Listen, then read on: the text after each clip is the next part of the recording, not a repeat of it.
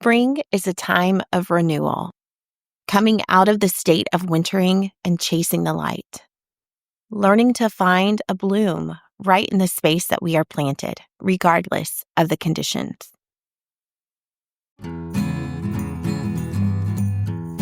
Welcome to Wondercast, a community collaborative podcast supporting families navigating the complexities of chronic illness.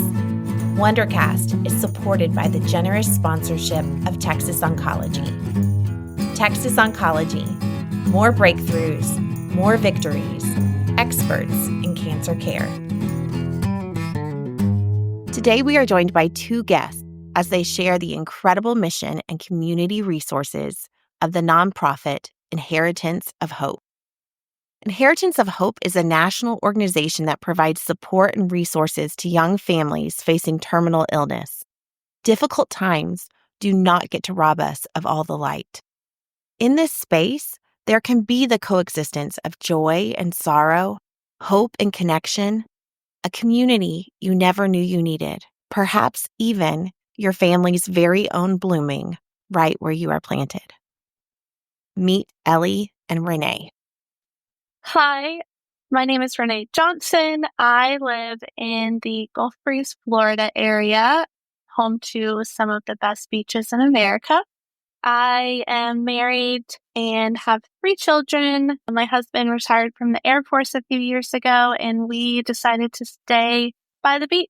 I have been with Inheritance of Hope for a little over 2 years now, but have been serving families in different capacities for the majority of my adult life. After experiencing the loss of my own mom, I realized that my love for families and my experience with illness and loss kind of was able to be melded together. And now I get to do this as the greatest quote unquote job I've ever had.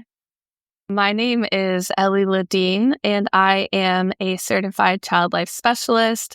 I worked in the hospital for a few years with pediatric patients and their families. I really loved the job, but then I transitioned to the nonprofit world to still work with patients and families and just provide care in a different way.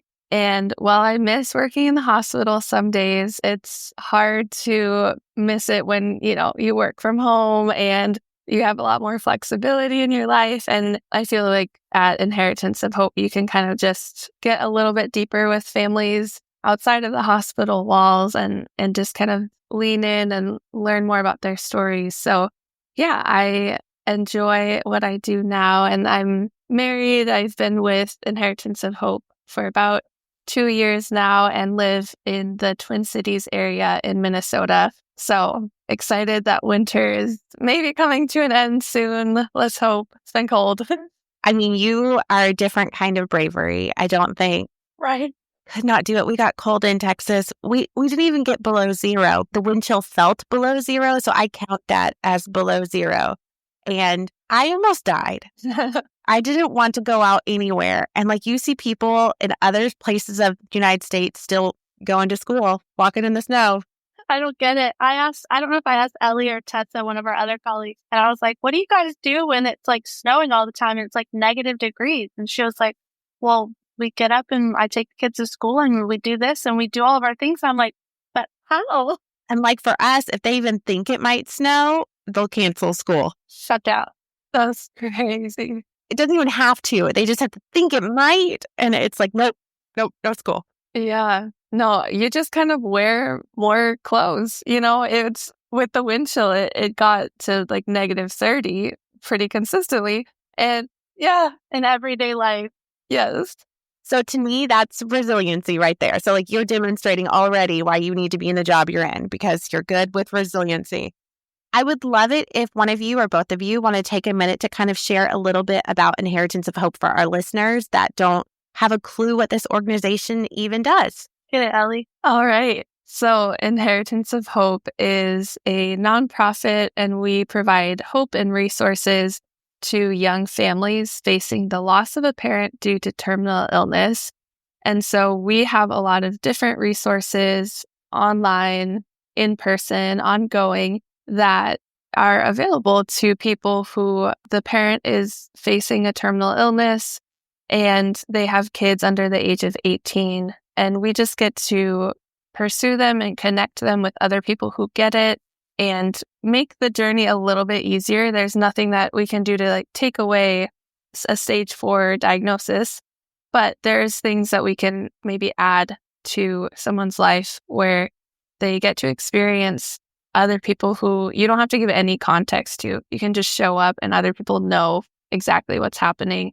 So we have retreats, we have legacy videos, we have hope hubs, we have our Hope at Home groups, and just other miscellaneous resources, all to benefit people who are going through a really hard time in life and just how to navigate it well with other people who are in your corner.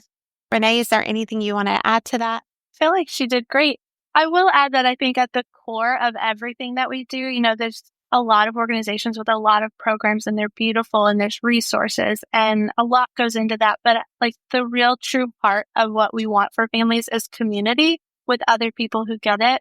Those Me Too moments when you meet people. And so whether it's in person or online, it's just building that community. So like once you're in the Inheritance of Hope community, you're in it and you can be in it for as long as you need to. You can be in it while you're going through illness, also after loss. And so I think just the beautiful full circle moments of being served well, but then also looking back and helping others is something that we get to experience a lot of, which is really neat. So for families to connect with Inheritance of Hope, you are talking about they have a terminal diagnosis. Is that correct? Do they have to be already connected with like a hospice center, or is it something that's not affiliated at all through any sort of hospice program? No, there's no real medical requirement. The only time we would ever ask for any sort of doctor's information is on our legacy retreats, and that's so that we can prepare for what your circumstances are. So essentially, the word terminal can be kind of scary for people because when you're in it and you've been given a diagnosis, like you're actively fighting against your cancer or, whatever it is you're facing. And so terminal doesn't mean necessarily that you are in hospice, that you are at end of life, but you've been given a diagnosis that is essentially terminal. So it could be a late stage cancer, a metastatic cancer, ALS, something that doesn't have a cure and that even if you live with it for 10 years, like it's not going away. For an example, we have a family who the mom was diagnosed with metastatic breast cancer 10 years ago.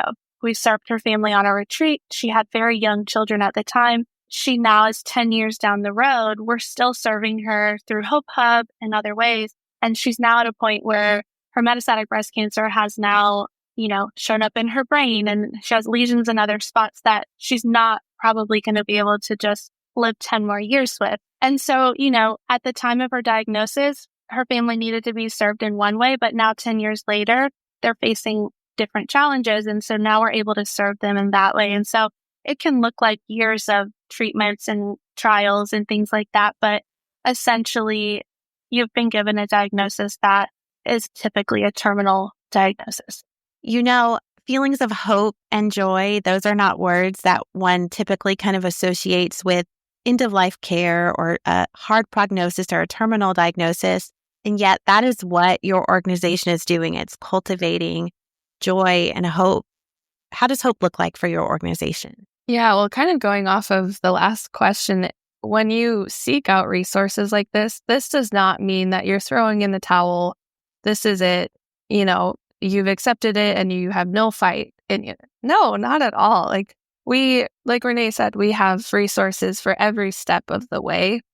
And so whatever your mentality is around it, whether you just got this and, you have this fighting spirit and you are going to face this with strength and resiliency, or maybe it just totally shifted your world and you are not feeling very hopeful. No matter where you're at, there is hope and joy to be found in life still. Sorrow, grief, death, that is not the opposite of joy, hope, and life. They can exist in the same space.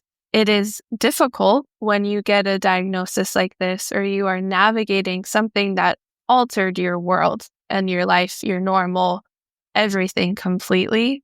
And yet, when you get to connect with people and get that purpose from connection and community and these resources that are focused on just building memories with your family and being intentional about your legacy and how you are operating day to day. That is a beautiful thing because it just kind of zooms out.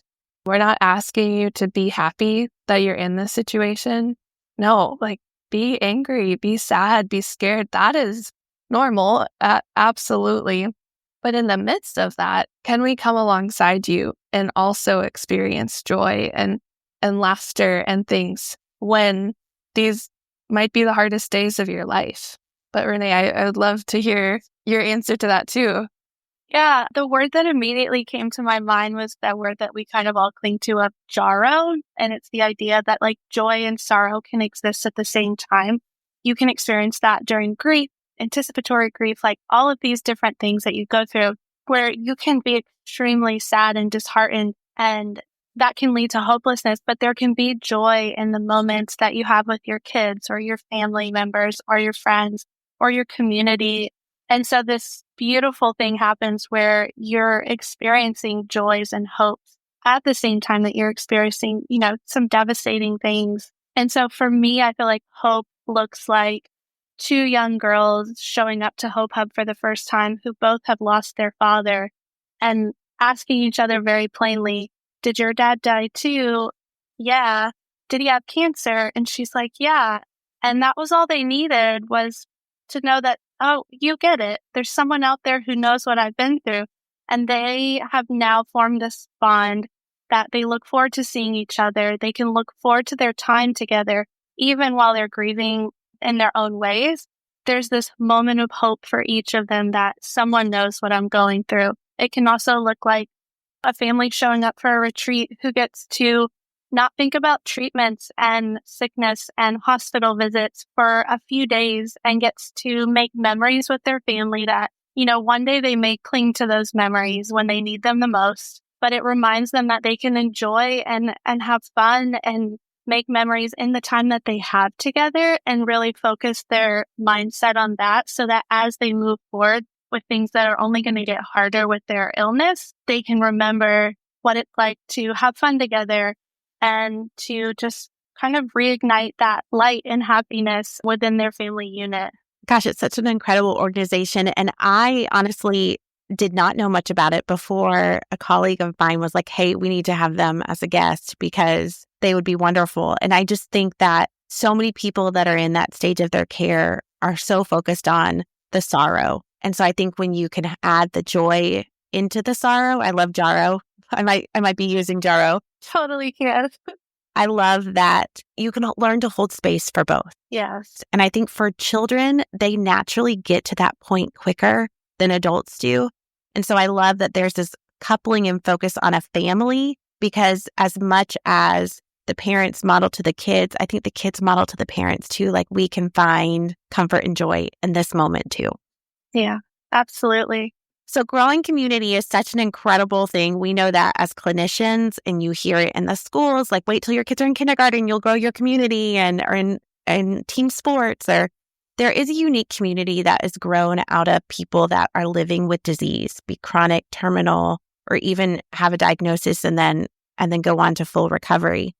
How have you seen the community benefit the families that your organization serves? I feel like, Renee, you would probably have good stories being in the Hope Hub world, because that's the entire focus of it is the community aspect. Well, and maybe we'll do this. Why don't you take a quick second to explain, because you keep saying Hope Hub, like take a minute and explain the programming. And then that way, Okay. that might just naturally kind of answer that too, because you'll be explaining the different programming that you have. Yeah, so part of our programming is online and part of ours are in person. And so our legacy retreats have kind of been our flagship program since the inception of Inheritance of Hope. And so from that, we learned that families would come together, they would experience that community of getting to be with 20 to 30 other families who are all walking through something similar. And they would make friends with each other, they would connect, they would relate. Sometimes they would find another parent with a similar diagnosis and be able to connect. And then we would have to say goodbye at the end of those trips, and everyone flies back to their parts of the country, and we're sad and they're sad. And a recurring theme was like, how can we get more of that? The families want more of that time together. And so that is where Hope Hub was kind of birthed out of, was like, how could we give this to them on an ongoing basis, but right in their city where they live? And so Hope Hub started from that idea of, let's try it and see if it works. And so it is kind of our baby program. It's our newest program just in the last couple of years, and the program that I work most closely with. So it's my passion. But we essentially took that idea of community that was so prevalent on our retreats and within our online groups, that they get to meet once a month in person as a whole family. There's curriculum, there's resources, there's a volunteer team that lives locally that gets to know them on, a real deeper level, because they see them and they look forward to seeing them. They check in on them in between. And so there's time for the family to do something all together in a large group. There's a theme for the night, but then they also have small group time that's more intentionally focused by ages, from preschoolers through adults. And so it just gives them a space to come to every month, something to look forward to. They know the people there, they get to know each other.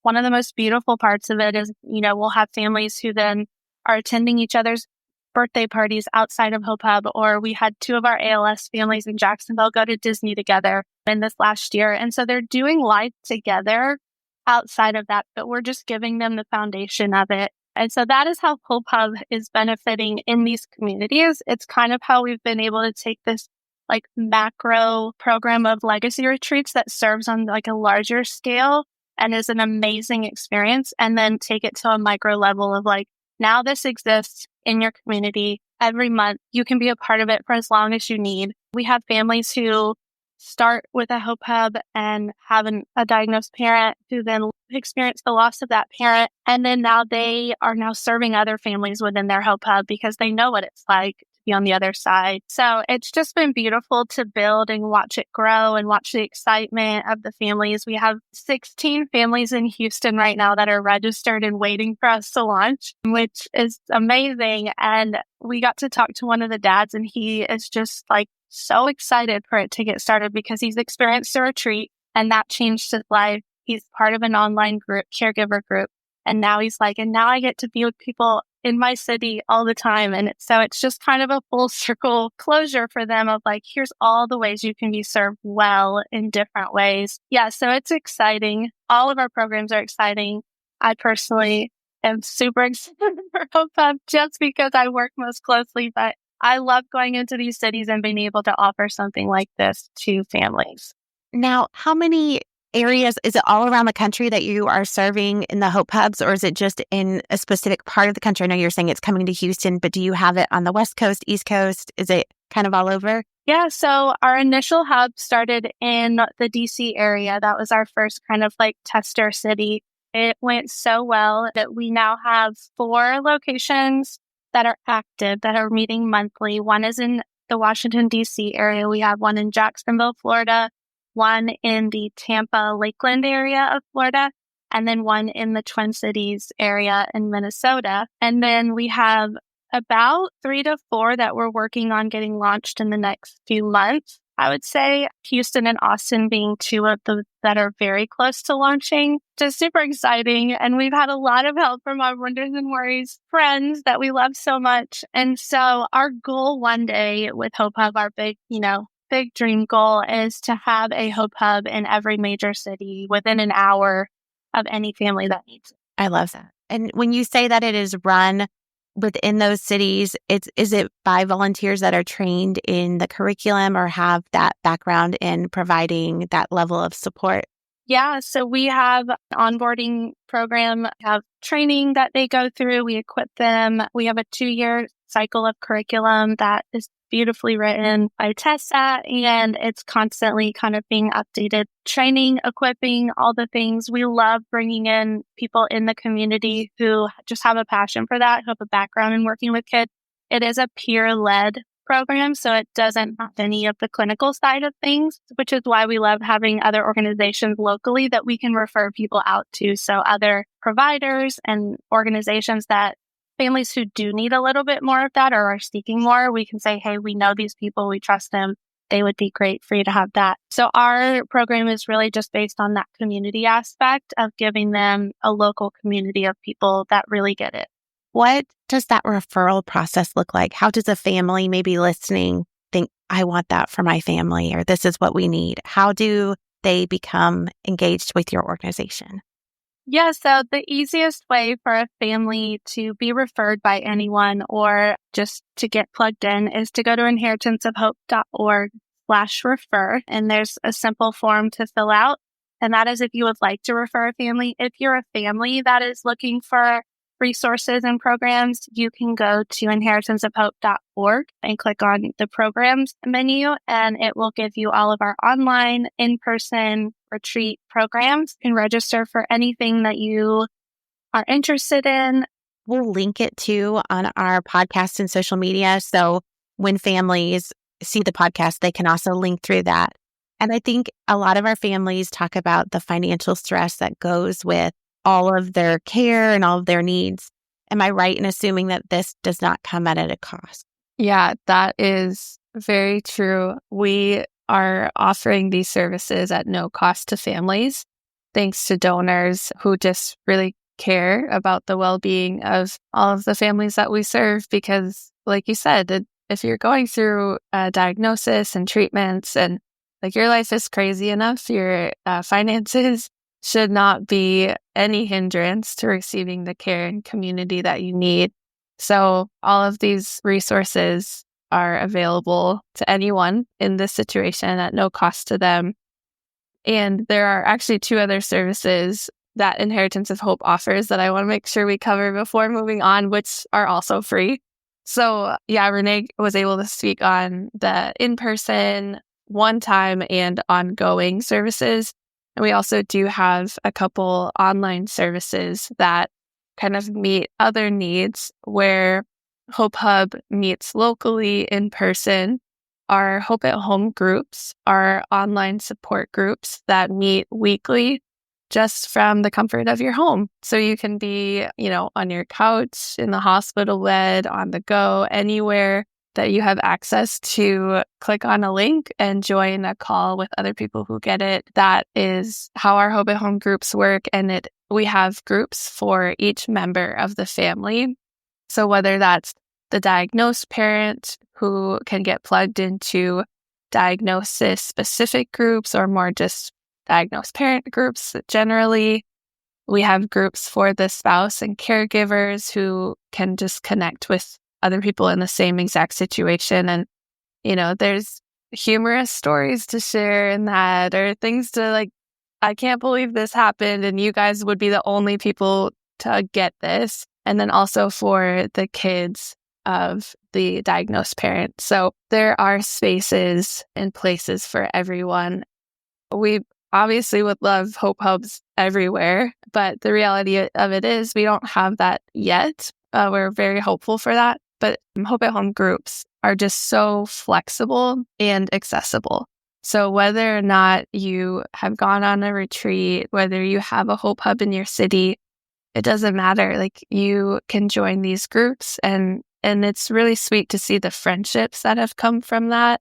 I used to be a facilitator in the metastatic breast cancer group. And oh my goodness, I laughed so hard. I cried so many times. And I also cried in that group with other women and just hearing the stories and connecting about hilarious mishaps and things like that were so sweet. And I don't know if I can say this, so feel free to edit it out. But some of the stories were like these women who have such a sweet place in my heart for Hope at Home groups because you just see it in action, like the weekly meeting spaces. And our last offering is legacy videos. And I'm the legacy video manager. So like Renee said, I'm not biased towards legacy videos, but it is the program that I feel like most passionate when I speak about it. But essentially, legacy videos are recordings that you can leave for your loved ones. And we have trained coaches who walk you through the entire process and can ask you questions. They just facilitate the entire process so that again, all you have to do is click the link and join a call. And then we take care of all of the logistics so that you end up with this beautifully edited video that you can share your stories, your wisdom. You can or answer questions that, if you have young kids, they're not going to think to ask, oh, Mom, what was your favorite subject when you're in 5th grade? Like, I'm in 5th grade. What did you like? They don't maybe think to ask that in the moment, but having videos of your loved one and having their voice and their quirks and their mannerisms forever, that is so irreplaceable. That is a unique offering of Inheritance of Hope as well, because like we said, for all these resources, it is at no cost, but the legacy videos can be made by anybody, diagnosis or not. And you don't even need not only just not a diagnosis, but you don't need to be in a family with a terminal diagnosis. So we do have caregivers and everyone who makes them. If you're a grandparent and you just want to record some of your stories, or I've made a legacy video, I think Renee's made a legacy video just to have a snapshot in time. It's a really priceless opportunity just to gift that to your future self and just your family and loved ones.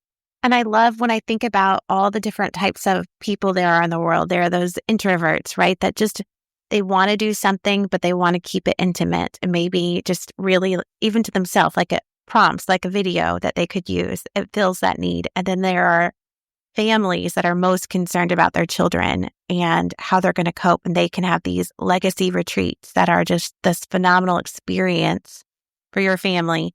And then there's the online groups and then the Hope Hubs where it's age appropriate, kind of broken up into different areas, which I think is building that need for families that are maybe wanting adult connection or other children connection. And I love that it's multifaceted in the approach that it takes with families. I think that's great. Do you ever run into families where there is that level of resistance, like, ooh, this isn't what I thought it was, or, oh, I don't want to engage? What does that look like? Yeah, absolutely. I think it's natural anytime you're dealing with the unknown. And a lot of times things like this are unknown to families. They've maybe never been a part of groups or anything like that. So there is some level of hesitation. A lot of times the word terminal illness is also can incite that hesitation because they're like, oh, well, I'm not dying. I'm okay right now, or I'm fighting this. And I tell people all the time, like, we believe for healing for you just like you do, but we're here either way.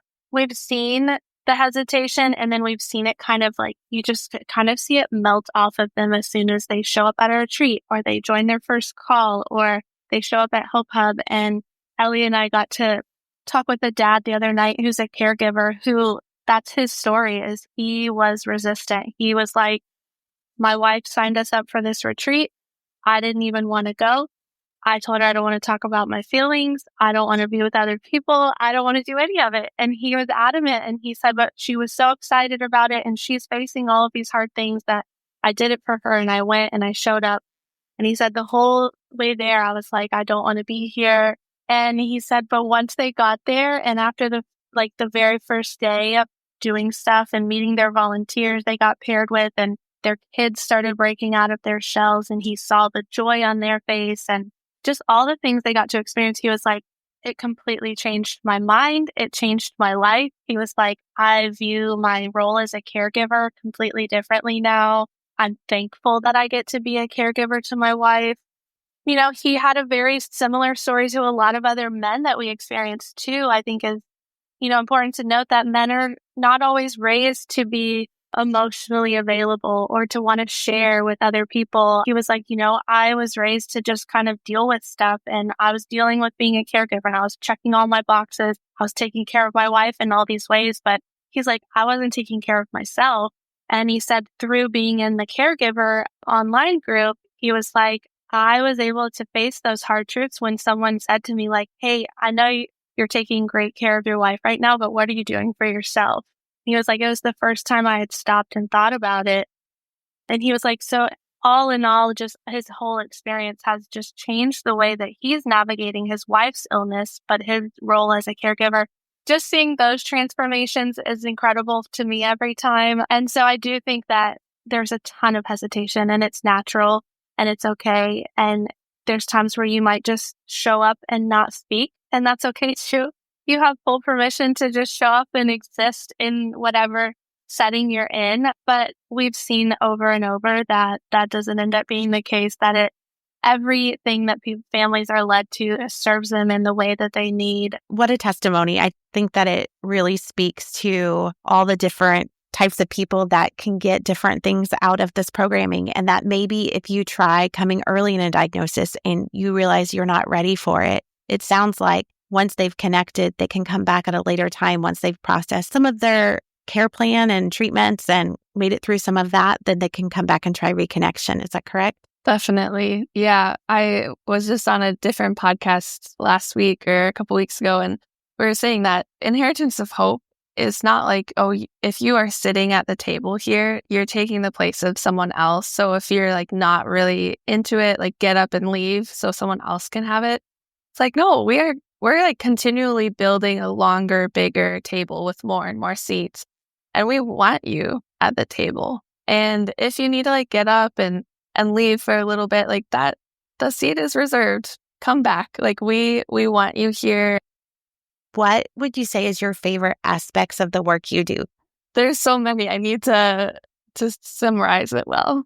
That my exact answer is so many things. There are so many aspects that I love.